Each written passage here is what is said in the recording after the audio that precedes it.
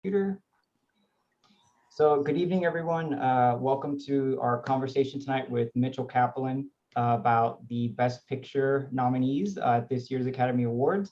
My name is Javier Chavez, and I'm Associate Director of the Coral Gables Art Cinema and one of the programmers for the theater. And I'm so happy to be able to do this event and be in conversation with Mitchell, which I want to say, I just want to point out, I've never had the opportunity to do this before. So I'm really happy to be doing a one-on-one with him.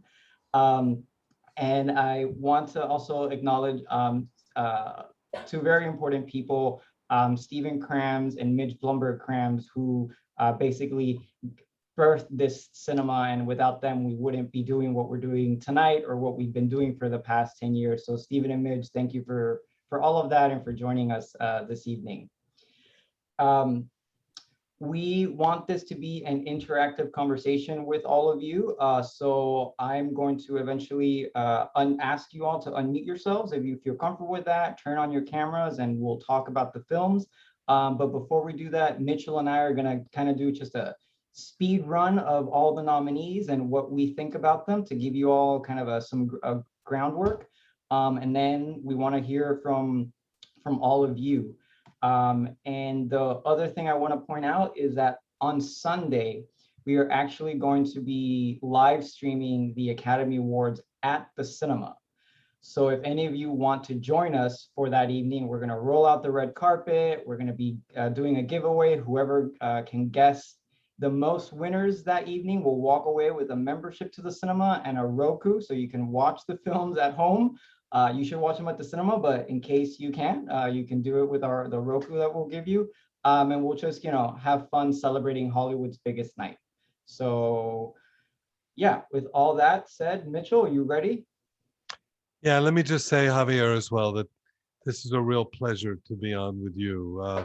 What you've done, your role in the cinema, and watching you develop into that role has been very heartening for all of us involved with the cinema. And you bring us such great programming along with Nat all the time. And what can I say about Steve and Midge, but the heart and soul that they've put into the cinema makes me very proud to have Books and Books right across the street.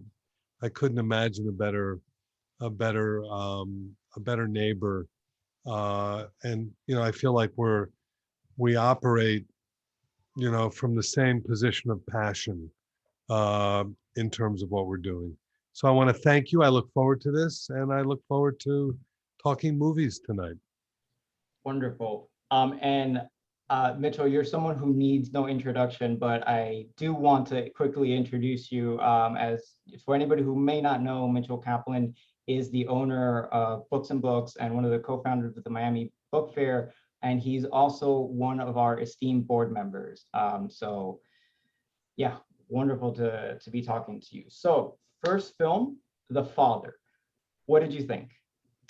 Oh, I was incredibly moved by The Father. I thought it was brilliant. And with a little bit of background, I am going through a very similar situation with my own mother.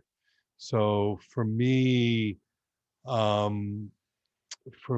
the emotional impact of watching Anthony Hopkins experience the loss of memory, senility, and having us all see it from his point of view and experience it through his eyes, I thought was just absolutely brilliant. And the other performances by Imogen Poots, Olivia Colman, they too, I think, added immensely to it. It came from a play, as you know, and in many ways, I think seeing it as a film, I never saw it as a play, but seeing it as a film, because with a film you can play tricks with perspective probably better than you can on stage. And the other thing that was kind of interesting about it is the main character is Anthony, and I'm watching Anthony Hopkins play Anthony, and that also brought it into the personal, in a way that was so personal that Yeah. it took me by surprise. What were your thoughts? I have a funny story to share about my experience with this film. I watched it on Monday at the cinema in preparation for today, and absolutely loved it. Um, we are going to be talking about all of the movies, assuming that people have seen them, so we might spoil some of it. And I say that as a preface to, I actually watched or tried to watch The Father at the Sundance Film Festival last year. And to give some context, when you attend a film festival for work, you are watching movies from 9 a.m. to midnight, one after the other, very few breaks in between. You get tired very easily. So unfortunately, I fell asleep through The Father the first time I was watching it. I was going in and out of sleep. And so for those of you who've seen it, you know this is a movie that deals with Alzheimer's and the characters switch and you're not sure what's going on. So imagine my surprise when I wake up at one point in the movie and the actors have changed, but they're the same character. And I'm like, what is going on in this movie? Then I knocked out again, woke up later, similar thing happened. I'm just like, oh God, I need to watch this movie again. I need to figure out how to do so. So I ended up watching it at the cinema finally. And I say that because Mitchell, what you said about the set design and how the film works as a movie to put you in the shoes of someone who is suffering from this disease, right? And the apartment is a labyrinth. There's all these hallways and these doors and these rooms, and you turn the corner and how many of us haven't ever gone into the room next door to do something, and when you get there, you forget why you went in. So I think, director Florian Zeller did a great job capturing that, putting you in that moment. And I just thought it was phenomenal. I want to read something from the press kit for the film because it has a little line when it's introducing what the movie's supposed to be about and what's at the core of it that really resonated with me. And I think is something that, Mitchell, I'm sure resonates with you and the personal story you just shared with us.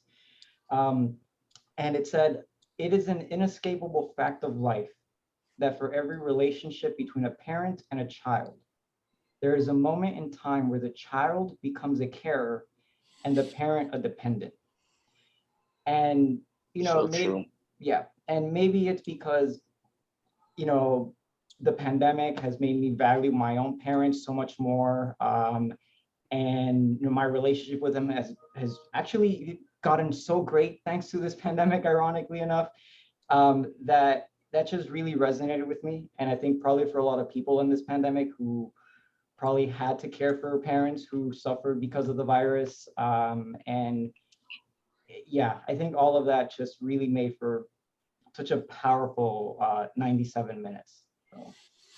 Javier, that's Mitchell, really well said. Yes? Mitchell, this reminds me of the author, a woman that you had at your store some years ago. I bought many of her books. Marilyn Cromer, if you recall, Slow Dance with a Stranger. Yes. I tell you, read that book again. It is unbelievable. And I've given it to many of my clients, and it's unbelievable. But this Father's also very good too. But the book was excellent. Yeah, no, I For the think it's stranger. I think it even when we're going through something like that, and I sit with my mother and I spend time with her, and then I leave, and 10 minutes later she doesn't realize I was there. It really made me very empathetic, even more so in terms of what she must be going through. So Amen. And I tell you, the cinematography was beautiful. I've always liked the work of Ben Smitherd, and he was a cinematographer on this, and he did a wonderful job as well. So on to the next one, Aaron Sorkin's The Trial of the Chicago 7. Well, you and I were talking about this earlier. So, I'm an old guy. You're a young guy. So the Chicago 7, and the same with Judas, Judas and the Black Messiah. Both of those are a little too close for me in the sense that I know too much about them, that I found each of them a little thin because I know so much about them. Chicago 7, for instance, what a lot of people don't remember is that in 1972, both the Democratic and Republican conventions were on Miami Beach. And that was the year I graduated high school from Miami Beach High School. So I spent the entire summer in the presence of 5 out of the 7 Chicago 7 folks. So it's as if I was like, saying, wait a minute, that doesn't look like Jerry Rubin. They're not really, Abby Hoffman, they got pretty well. Jerry Rubin was a little bit off. Dave Dellinger was a very sweet guy. Rennie Davis, who then, recently died. It captured the flavor of it. I think from a historical perspective, people who know nothing about it, I think could get a sense of it. But what I would suggest really is probably trying to look at some of the documentaries that came out of that. If you want to get a real sense of what went on during that period. So that's what I would say. I don't know how you felt about it, Javier. I did not Someone who watch probably it. didn't know much about it. I did it. So it's the one film I haven't seen, just because Oh. I didn't get a chance to watch it. I have some of my favorite movies are really long, but I just have such a hard time mustering up the will to watch a movie that's more than 2 hours long, sometimes. But Mitchell, I want to ask you, given what you just said, one of the challenges I think with watching a movie like that is, you have to compress time. Characters sometimes become one character instead of, they were 3 or 4, because you're not going to cast that many people. So how, and then I also want to mentioning like Aaron Sorkin in particular, with his style of writing scripts and all that. How do you think he was able to marry that real life aspect with his screenwriting abilities and the kind of stuff that he does, super talky and all Right. that? Well, living at that time, the choices he made, he had to make choices because it was really about culture at that time. And the trial itself was just a part of it's not like the Chauvin trial that we just went through where everybody was necessarily riveted. It was that at the time there was so much going on around it. It was during the times when Abby Hoffman and the crew were not in trial, but when they were giving interviews and they were doing other things. So the fact that he chose to focus on the trial was probably a very good choice, because what he was able to do was really focus everyone's attention in the way that we've come to know how to do, which we didn't do back then because there were not cameras in all the courtrooms and that sort of thing. So, it was actually, I think, a pretty good choice for him to do that. And I think those who don't know much about it will benefit much more from the film and find it more powerful than those who might know a lot about it in that period. Yeah. One of the interesting things, and this goes in line with the next film, is Fred Hampton actually featured the real life Fred Hampton features in the film, because it's set around that time.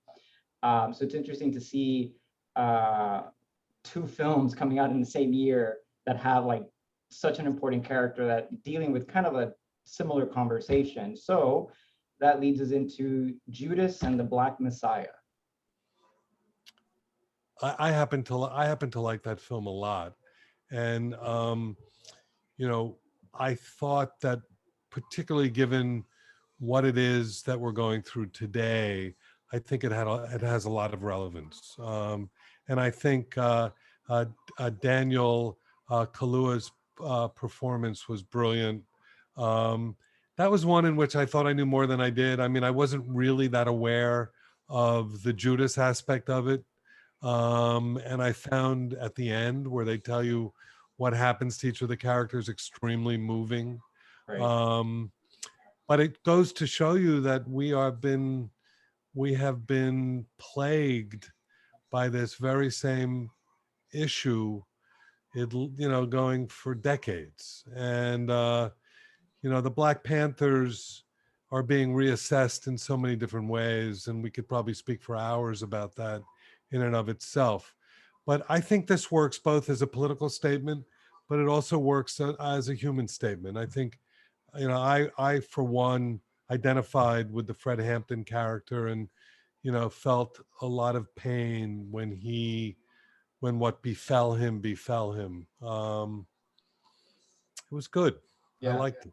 I growing up in school, the what I was taught and what I came to learn about like the Black Panthers is they're the violent side of the civil rights movement, right? And I think that's what a lot of people see. And I can tell you, like, growing up like in the public education system here, and so like contrasting it with Martin Luther King Jr. and like that's the way you should fight for your civil rights, peaceful, protest, that kind of thing.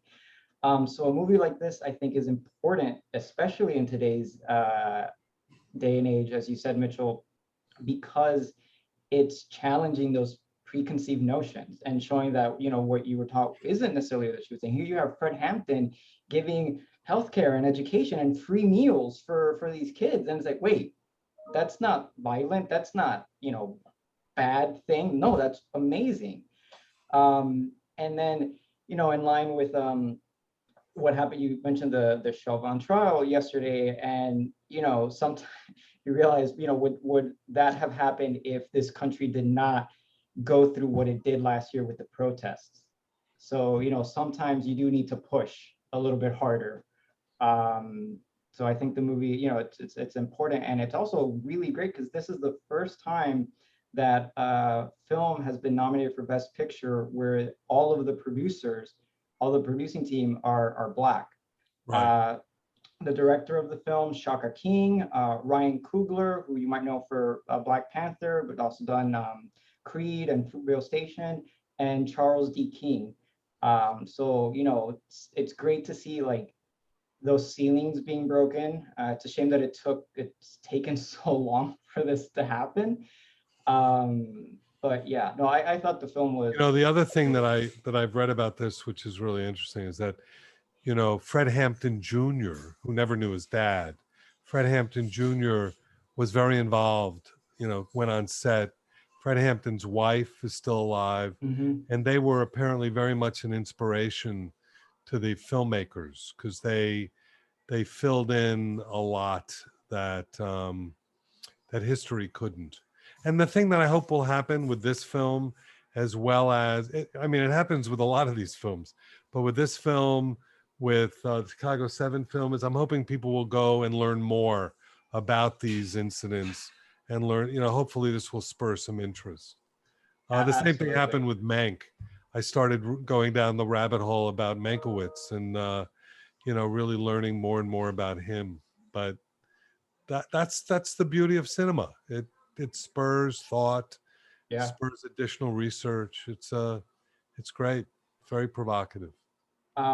Since you mentioned the documentaries that you should watch, perhaps in lieu of Chicago 7, if you want to learn about that, just kind of a companion piece to Judas actually is a documentary that we had the pleasure of playing in January called MLK FBI, that is about the surveillance program that the FBI conducted spying on Martin Luther King Jr.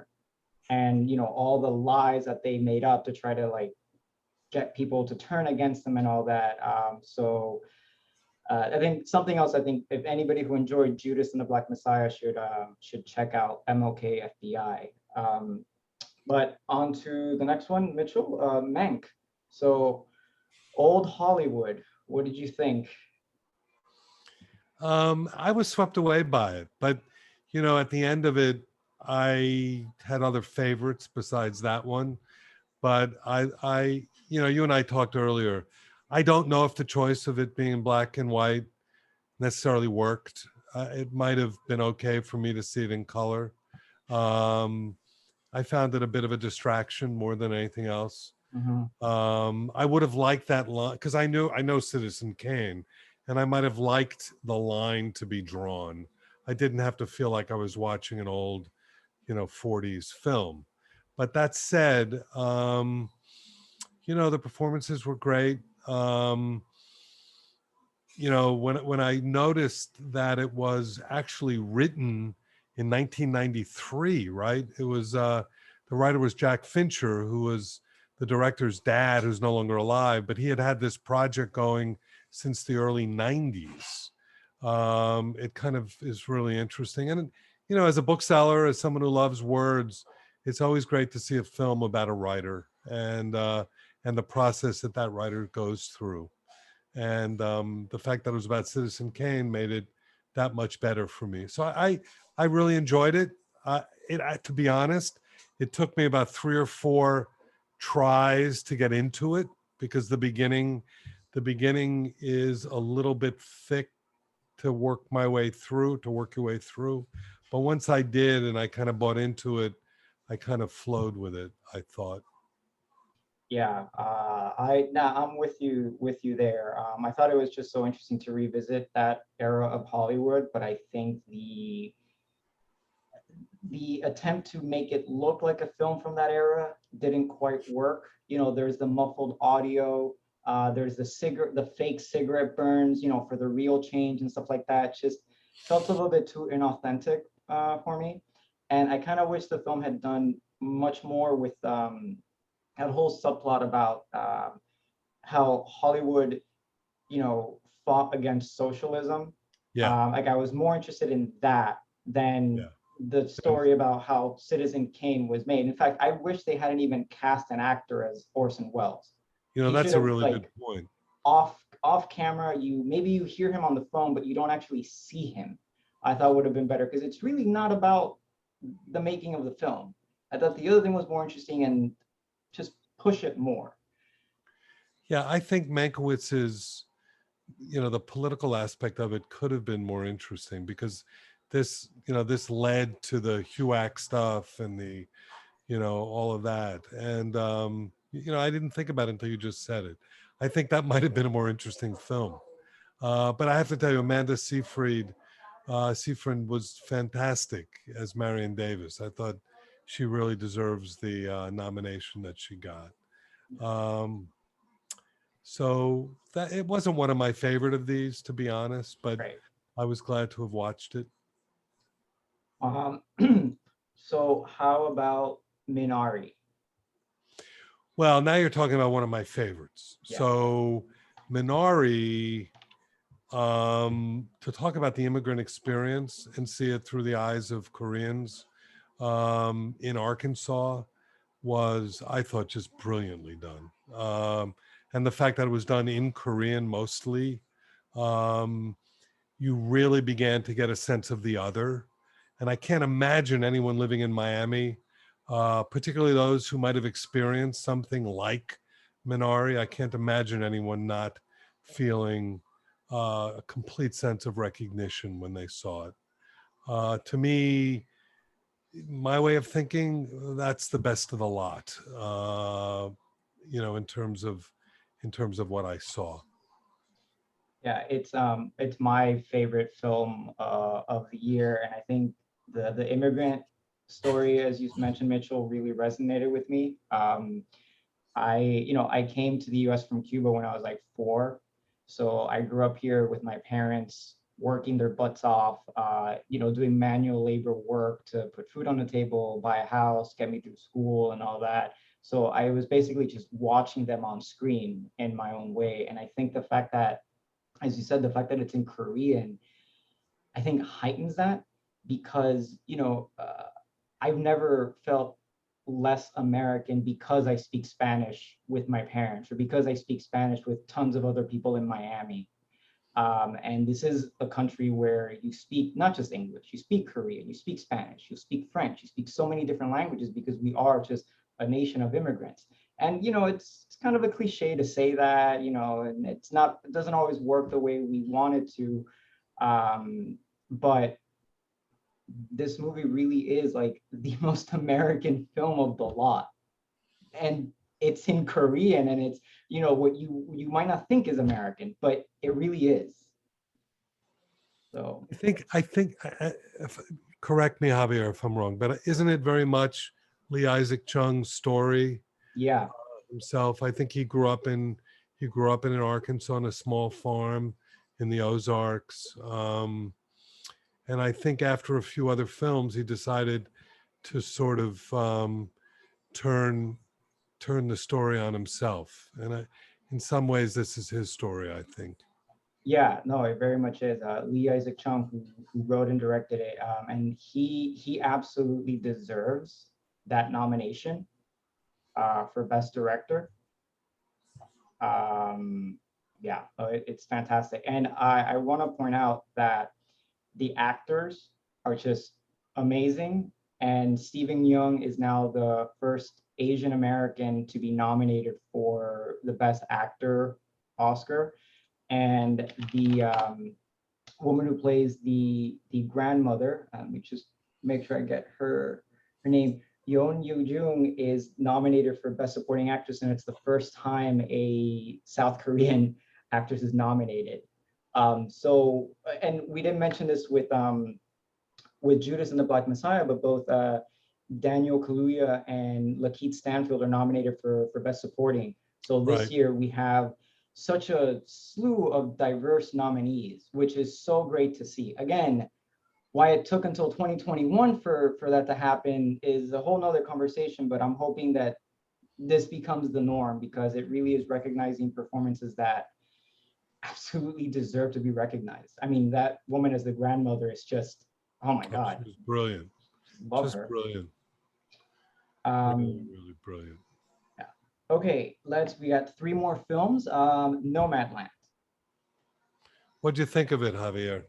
I really liked it. I saw it at the Toronto Film Festival last year, although virtually. I thought it was beautifully acted, and just the director Chloe Zhao has, and her cinematographer, let me get his name, Joshua James Richards. He shot all of her films, and they have such a great visual image of that Western style. All her films have like this Western vibe. Her first movie, Songs My Brothers Taught Me, was set on like an Indian reservation. Her second feature, The Writer, is about effectively a cowboy.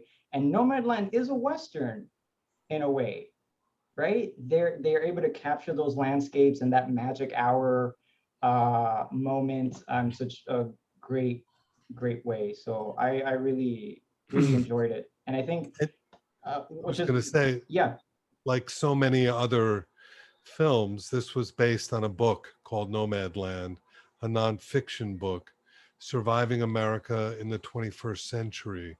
The author was Jessica Bruder. And I found it really interesting the way they included some of the real characters who were written about in the book, in the film. So many of the actors are really not actors, but they're playing themselves in the film. And of course, Frances McDormand. I mean, she's just so brilliant. It's a very interesting year for film. I mean, during the pandemic, and many of these were made prior to the pandemic, so they couldn't really understand what we were going through. But if you think of film and writing as being somewhat cathartic, I think a lot of these films, for me, that I watched during this really horrible period that we all have been going through, to experience other people's pain is sometimes very cathartic, and you can almost find comfort in that. Nomad Land did that for me. Chloe Zhao, the book, the film The Rider, I thought the year that came out was one of the best films of that year as well. She's quite a filmmaker. she uses non-actors, by the way, in all her movies. So in Well, the I right, didn't know that. That's yeah, great. yeah. The family in The Writer, the main character and his brother and his sister, non-actors. Same thing with her first feature. So she's really gifted at just working with those kinds of performers. It had a documentary style to the Yeah, entire film. yeah. I think one Um, of the things that probably with Nomadland that it's resonated with people, I think, is because of the pandemic. Just because, again, how many of us haven't ever wished like, oh, I'm so bored, I'm so tired of work, I'm so tired of this, I'm just gonna get in my car and just drop everything and go live on the road, right? And then the pandemic happens and we're stuck at home and we can't leave. We can't leave for good reason, but we want to. And I think watching this movie, in a way, is kind of like we wish we could do what the characters are doing in a way. And I asked our core executive director and I, Brenda Moe, and I did a Q&A with Molly Asher, who was one of the producers for Nomad Land. And I'd asked her how the pandemic affected the nomads. And she said, it really hasn't, because they're used to, living on their own and having to make do with what they can find and stuff like that. So I think it's one of those things where the movie coming out this year probably heightened the impact that it had on audiences. So, okay, ready to go to the next one? Promising Young Woman? Yeah, that was the one I liked the least, I have to admit. And I know that I'm in the minority on that. I've had enough fights with a lot of people about that film. I think I didn't like it for two reasons. One is I thought it was, being a big fan of the Coen brothers, I thought it was trying to cover that territory, and it didn't do it as successfully as the Coen brothers are able to do it. That kind of combination of outrageousness rooted in reality. And I thought that some of the choices they made they didn't sit with me. And the best comment I heard about it from someone else who didn't enjoy it as much was the comment that just because the issue is correct doesn't mean that the film is really that great. And certainly the issue that Promising Young Woman raises is a very, very important one, but I think it could have been more effective. Yeah, no, That's my thumbnail on that one. Yeah, I can understand that. I really dug the film, and this is another one that I saw at Sundance. I actually saw it at Sundance, was awake the whole time, and I was just floored by by the ending. And I thought the performance was phenomenal from Carey Mulligan, but like it's hard not to see her do a great job. But I think one of the things, and I think Mitchell, you mentioned some of the criticism that I've seen is that it's tonally, it's kind of probably difficult. Like it's trying to juggle being kind of a comic film, but then with the serious subject matter, and it's a revenge story, and those are like, it's a tightrope act, right? And it can be difficult to walk the rope there. So, but I want to point out that this film and Nomad Land, the directors Chloe Zhao for Nomad Land and Emerald Fennell for Promising Young Woman, are both nominated for Best Director. This is the first time in 93 years of the Academy Awards that two women are nominated for Best Director at the same time. That's wild. That's right? really wild.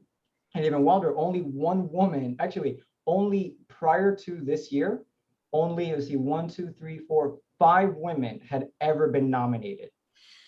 And only one won the award, and that was Catherine Bigelow for The Hurt Locker in 2009.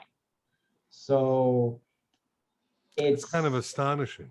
Yeah, no, it really is, given how many, it's how many great, women filmmakers there have been, how many great stories they've told, and also how many stories they haven't been able to tell because of the prejudice out there. But for all the faults that the film might have, it is great to see, that recognition there.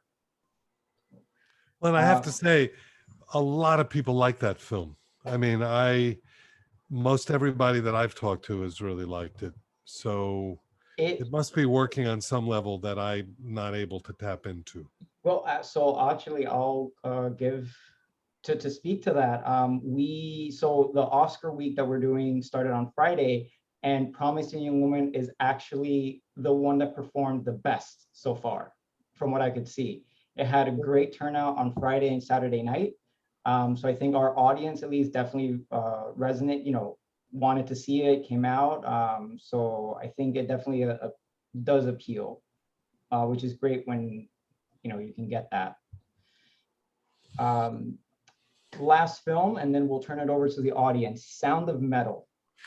This one really took me by surprise because, to be frank, I watched this without knowing anything about it. And I was pretty blown away by it. I thought it was really wonderfully done. It was, in many ways, it's a small film. It's very self-contained, but it was, I would put it in the realm of kind of an expressionistic film where, the plot has holes in it and doesn't necessarily, it's not really about plot. It's really about, one guy's journey from point A to point B, and deafness, he becomes deaf, and what it all means, what it means to him, how it changes his life. Beautifully done, beautifully shot. I thought it was directed great. The acting was really spectacular as well. I thought Riz Ahmad was fantastic in this. And if you haven't seen this, just sit back and take it in, is what I would say. It took me by surprise. I didn't expect to like it as much as I did. Yeah. I saw this film at the Toronto Film Festival in 2019. And funny story is I saw a cut that was actually 2 hours and 20 minutes long. It was actually really? longer, yeah. When we got the DCP for the film, I was like, why does it say 2 hours? I saw it was like 2.5. And I remember I really liked the film, but one of my criticisms was that it was too long. Which is like just 2.5 hours is like a lot of time to ask of people. So I guess they listened somehow, and they cut it down. But what they did with this movie is just phenomenal. And if any of you haven't seen it, we are playing it again tomorrow night at 8:40. And this is a movie you should absolutely watch in a movie theater, because if there's one thing you need to take away from this in terms of the artistry involved, is the sound design. Yeah. So Nicholas Becker, who's the supervising sound editor for the film, did so much research and did so many things to put you in the way that Florian Zeller and his team put you in the mind of a person with Alzheimer's. Director Darius Martyr for Sound of Metal and Nicholas Becker, the sound editor, put you in the mind of someone who is going deaf. And he visited an anechoic chamber, which is a room that is designed in such a way that there is no sound. He went to a room that it was so quiet. It's a picture of this. It's so quiet that you will start to hear your heartbeat. You will start to hear the blood in your veins moving. You start to hear your own internal body. He taped tiny little microphones to Riz Ahmed, like inside his mouth, on his chest, to hear those internal sounds and really put you in that headspace. And if they don't walk away with the Oscar for sound design, it's a travesty. But it's the kind of thing that when you watch in the theater, just in that big space on the screen, and then with the sound system, it really heightens it. I don't care what kind of TV any of you might have at home, what kind of sound system, it does not beat the movie theater. And it's just such a phenomenal film, Mitchell. Yeah, I agree with Yeah, you I may there. come back and watch it again just for that last scene, to be able to be in the theater on that last scene. The only thing I'm not happy about with this film as a bookseller is that it's an Amazon Studios film. Other than that, it's really, really good. I can totally understand that. And I want to mention with this one as well, another first, Riz Ahmed, who is the lead actor. It's the first time that a Pakistani is nominated for Best Actor, and he is also Muslim. So it's the first time a Muslim actor is nominated for Best Actor. So again, continuing the trend this year of breaking ground. So, okay, Mitchell and I just went through what we thought about these films. I'm now going to ask all of you who feel comfortable to unmute yourselves. I think I did that right. So, we want to hear from all of you guys. I might have to go one by one. Or, oh, no, we're coming on. Feel free to use the reaction button, raise hand if you'd like for me to, highlight you so you can talk. But if any of you want to share, please feel free to do so. And one question I do want to ask everybody is, and you can say it in the chat as well, which film do you think is going to win Best Picture? Your picks are The Father, Trial of the Chicago 7, Judas and the Black Messiah, Mank, Minari, Nomad Land, Promising Young Woman, and Sound of Metal. So.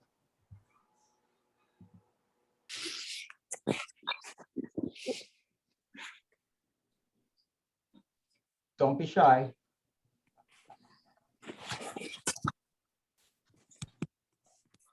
Okay, I'll speak up. Hi, Nancy. Hello.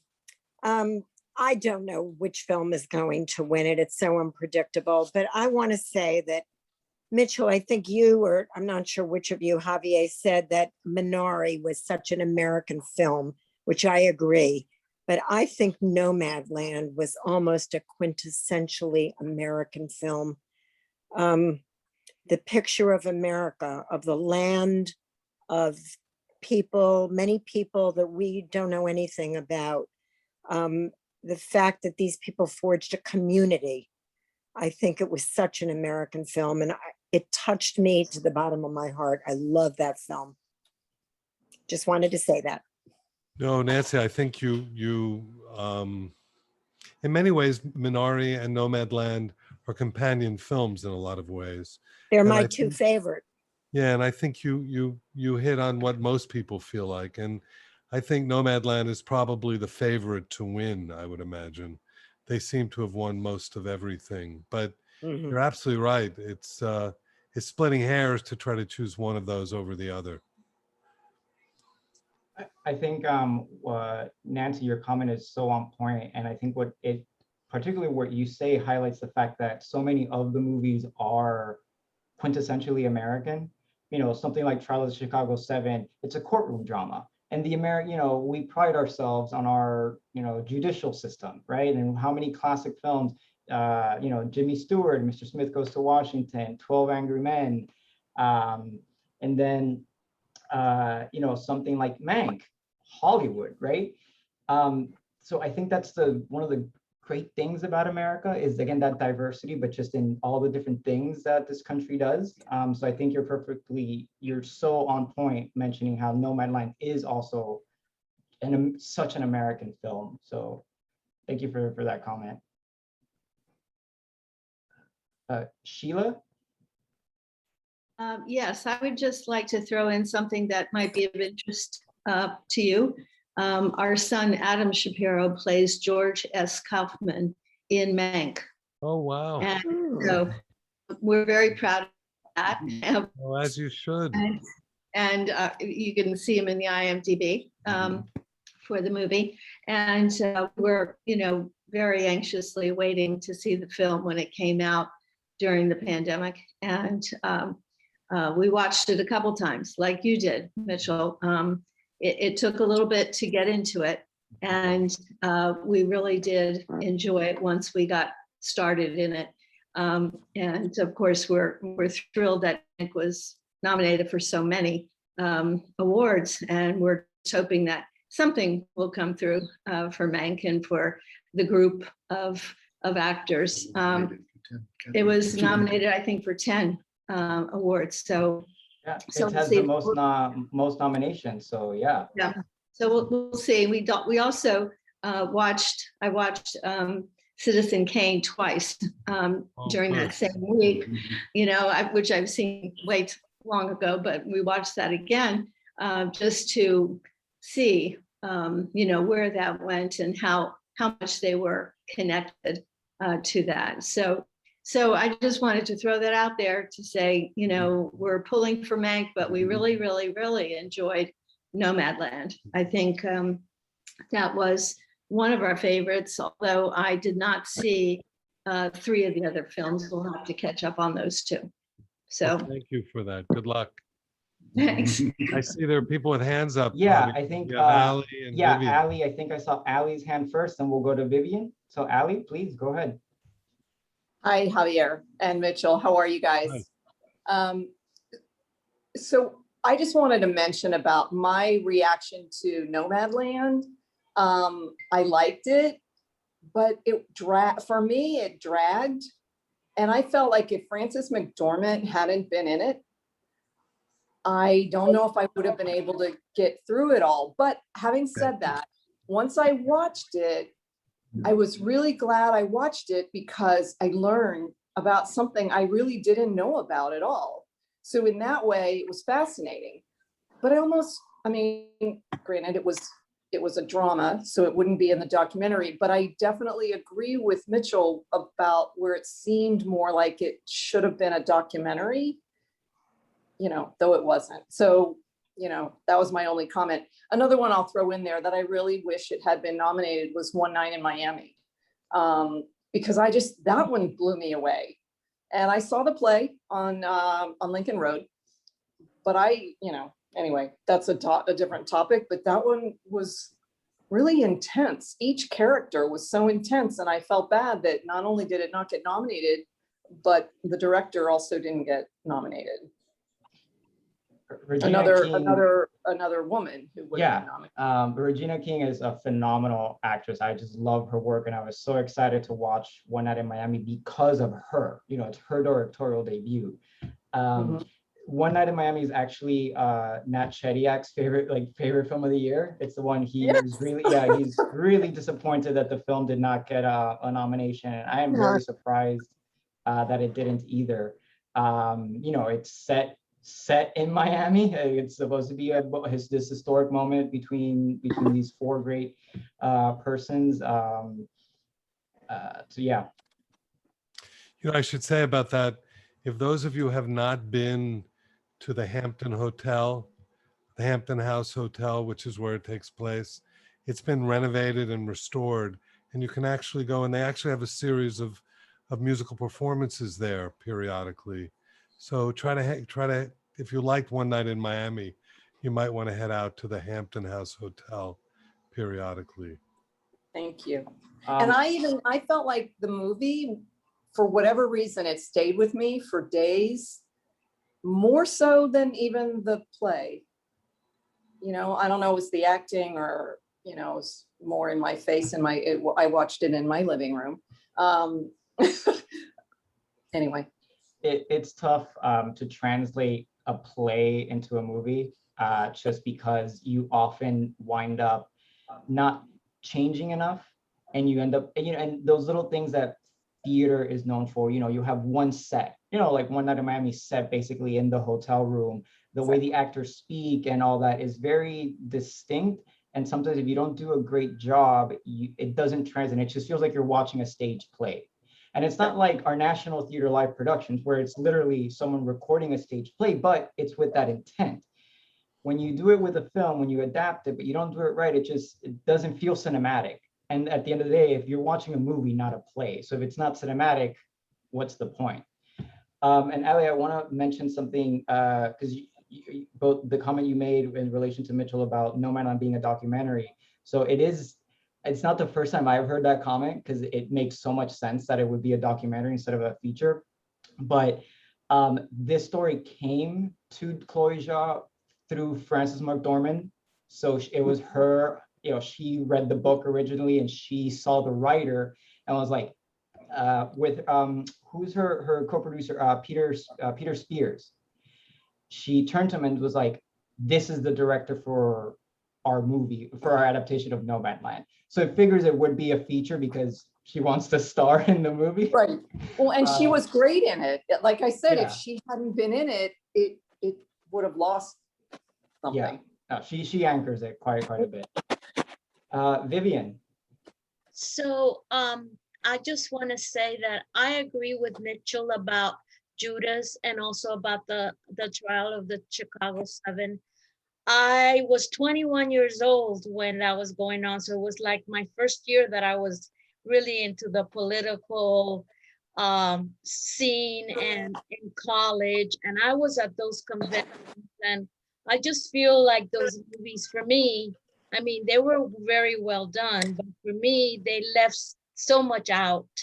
You know, there was, I came out thinking, you know, there was so much more to what the movies were showing. And I know it's hard to show everything that was going on, but that's how I felt about those two. Now, Nomad Land, I loved because I have been in that area and the scenery is beautiful. And the fact that she uses non-actors, I found very, very appealing because it kind of gave it that human touch. You know, I keep thinking of the actor that said, you know, don't ever say goodbye, just say see you down the road, you know, and to me that just brought a lot of meaning to everything that they were doing.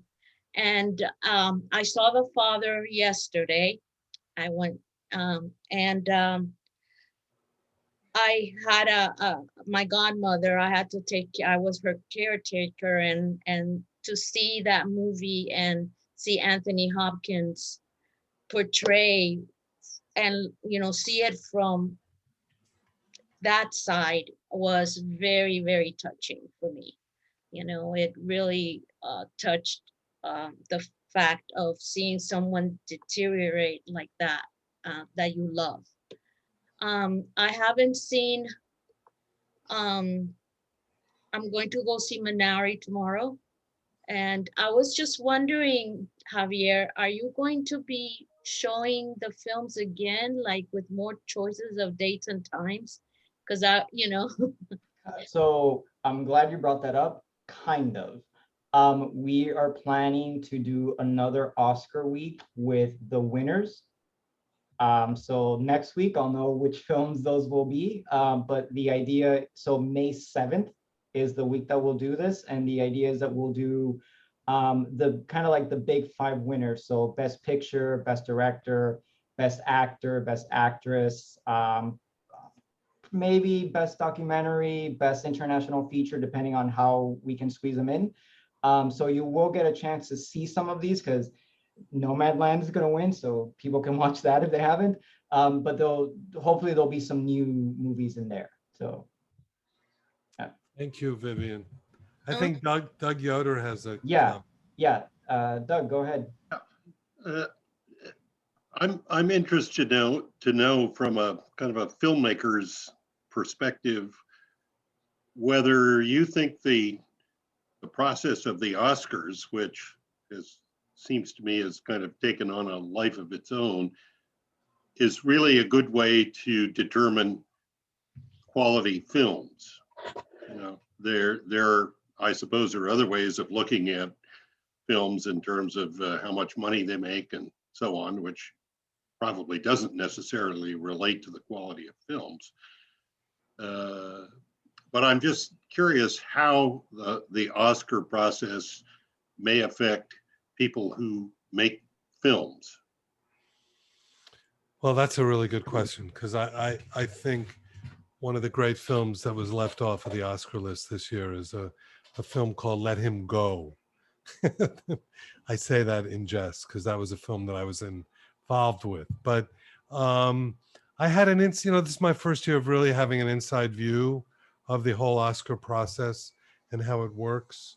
And it is a process, and it is a marketing process. And these studios spend lots of money getting, they put their money on a film they think might have some traction. So for instance, Promising Young Woman was with Focus, which is the same studio that did Let Him Go. And they decided really to put a lot of their money on that, on Promising Young Woman. This year, I think it was a little bit strange because a lot of these films didn't come out in the typical way that they come out, which is through this, through theatrical release. I particularly don't think that the Oscars are a slice of what's good, and it creates this kind of discussion. So I think it's good for film. The same way when I think of books, the National Book Award, for instance, doesn't necessarily choose the best book of the year, but what it does is it does highlight some books that maybe people wouldn't see. And believe it or not, I was looking at some figures today. You'd be surprised at how few people saw some of these films that have been nominated for best film, in theaters for sure. And whether or not they downloaded, I'm not even that sure. So I think this year particularly, it's a good thing for them to put the spotlight on films like Minari, on Nomad Land, on things that might not be the big budget films that everybody would have thought about. So I hope that answers your question. I don't know if it does, but it is a process. It isn't a mistake that you see just about the same films in the mix for all of these awards. And I hear that, they could spend a couple $100,000 trying to get their film, pushed forward into the Oscar race in that sense. Just to add to that, there are distributors who will have multiple films in the running on the short list. Maybe they have a documentary, they have a best picture, something like that. And then when the actual nominees are announced, right, not the short list, one of the films of the three that they were planning an awards campaign for gets all the nominations. So what do? As Mitchell pointed out, they just forget about the others. It's as if they didn't exist. So they put all of their resources into the one that will get them the biggest shot at winning an Oscar. So there's a cynical side to all of this. It's a marketing thing, as Mitchell said. It's Academy Award winning picture, come watch it, that kind of thing. And there's a whole season to it. The movies are supposed to come out November, December, January. That's high Oscar season. If your movie comes out at the beginning of the year, you can kiss any hope of a nomination goodbye. Why? Because people are going to forget about it. I was reading a New York Times article by Wesley Morris that I'll happy to link in the chat, talking about this year in the Oscars, and he points out two great films, one of which I've seen, called Palm Springs. It's this comedy starring Andy Samberg that came out, I think right when the pandemic started, like in April. And it's so funny. It's and very, very a good film to watch during a pandemic. And the other one is the 40-year-old version, which is on Netflix. And neither film got anything. And they could have. This was a year where different films could have been, nominated. But the season rolled around and the same kind of machination came to be. And the other thing is there are so many other awards. If you want another slice, like Mitchell said, the Oscars is a slice of what's good. Check out the Film Independent Awards, which are coming up, I think, in the next few weeks, like the next week or so. And that's like independent movies, the stuff that we pride ourselves on throughout the year. As Ali mentions, the Indie Spirit Awards will be televised tomorrow night at 10 p.m. on IFC. And I'm sure you might be able to find those online. So, yeah. So we are about to wrap up, but I know we had a hand up from Houseman. So we'll just have time, I think, just for that one question. Oh, whoops. Yeah, yes, we also thought Let Him Go was fabulous. Are there any other specific movies that you felt really belonged in this group? Oh, hold on, Mitchell. There's a little film that I really liked. It's not an easy film. And Javier, you're going to have to help me with the title of it. Okay. It's kind of like where, why, who, what. Never, wait, oh my God. Never, rarely, sometimes, always. Yeah, Never, Rarely, Sometimes, Always. It's about two young girls, very young, who are traveling to New York City because one of them is getting an abortion. But it's very much in that cinema verite sensibility, and I thought it was really, really strong. The other one that I felt was left off of this, which I loved, and I thought the performance by Chasmin Boseman was amazing, was Ma Rainey's Black Bottom. I thought that was really, really good. And I thought as a film, I didn't see it on Broadway, but I thought as a film, it worked really well too. Those would be two that I would say. Javier, what about you? I never, rarely, sometimes, always is one. Absolutely loved it. It's such a great film. It had, kind of going back to Doug's question, it had the unfortunate, It was also Focus. it was focused and it came out like April or May, kind of. It was about, or like it was about to come out, I think, in March, and then all this crazy stuff happened because of the pandemic, and then it just got lost to the ether. But it's a beautiful story. And there's a scene in the film, which is where the title of the film comes from. And I won't spoil it. I just will say that it's a scene that it's just, the camera is on the lead actress and it just stays on her. And it is like, she gives Frances McDormand a run for her money. Let's put it that way. One of the things that I do, because I guess maybe I'm involved in it now, is I dig deep and I try to find out who the filmmakers are and where they came from. And that film, one of the things that we in Miami don't really, I don't think, completely celebrate enough is that FSU has an amazing film program. And a lot of the people from that film came from that FSU film program. They all met there. And then a guy like Barry Jenkins went to that program. And Barry Jenkins of that film, Javier, was one of the executive producers. So there is this kind of interesting interplay that happens even with the smallest of films, which is kind of interesting. But I think that film would have gotten more attention if Promising Young Woman had gotten less attention. Yeah. Because I don't think that Focus would have put their money behind two films. Yeah, absolutely. And I see Nancy has one last question. Yeah. Thank you, though. Thank you. Sure. Oh, hold on, Nancy. You're on mute, Nancy. Are you all going to be showing any of the international features? We just showed Quo Vadis Ida. Last week, actually, was the film that ended right before we started the Oscar films. Right. And let me, hold on one second, because I want to pull them up. We also showed virtually two of the others. Another Round, the Tomas Vinterberg film starring Mads Mikkelsen, was available virtually. It might, if it wins, we might play it. It's definitely worth watching. Mads Mikkelsen's performance in that film is worth an Oscar nomination. And we also did play virtually Collective, which you can watch on Hulu if you want to watch it there. I watched it 2 nights ago, Collective. Yeah, it's a great film. And I want to just take one moment to mention, in terms of like other films that should have been on there. Mitchell, you saw The Five Bloods, the Spike Lee film? I did. I thought that was good. I thought it was Yeah. good. Delroy Lindo, I think, was absolutely snubbed, not getting a nomination. If you haven't seen that film, it's great. He stars in that film. He's fantastic.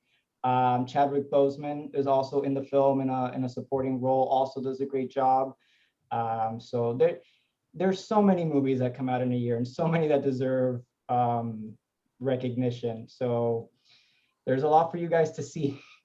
I keep thinking, I appreciate all of you being on this, and I get a little bit of goosebumps when I think about, what Stephen and Midge and Javier and Nat, I mean, the whole idea of For the Love of Film, there's so many wonderful films that will, sort of rock your world and change your perspective, and the power of both film and, in my world, books, the power of art.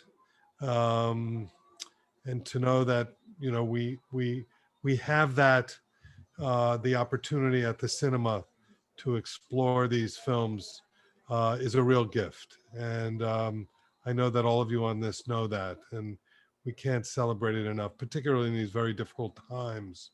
And I know that we should all do as much as we can to support the work of all those great guys at the cinema. So congratulations, Javier. Thank you for putting this together. It was a lot of fun. I really appreciate you asking me. And Oh, thank you for joining me. And I want to throw it right back at you because you're such a supporter of us. As Mitchell mentioned this a couple times, but several of the nominees are based on books. So highly encourage you to go on Books and Books website or go to the bookstore and see if you can snag a copy and read the original work. I think that's one of the great things about our partnership is books and books and films, as you like to say. There's a lot of synergy there. So This, I should say that I'll give a little plug. This Saturday is Independent Bookstore Day, and you can come to any of our stores and we'll be having a lot of fun. There's going to be some items that you'll only be able to get that day, some interesting stuff that was made. Authors presented them, and different publishers are publishing things that will only be sold in independent bookstores on that day. So that's this Saturday. If you can stop by one of the stores, that'd be great.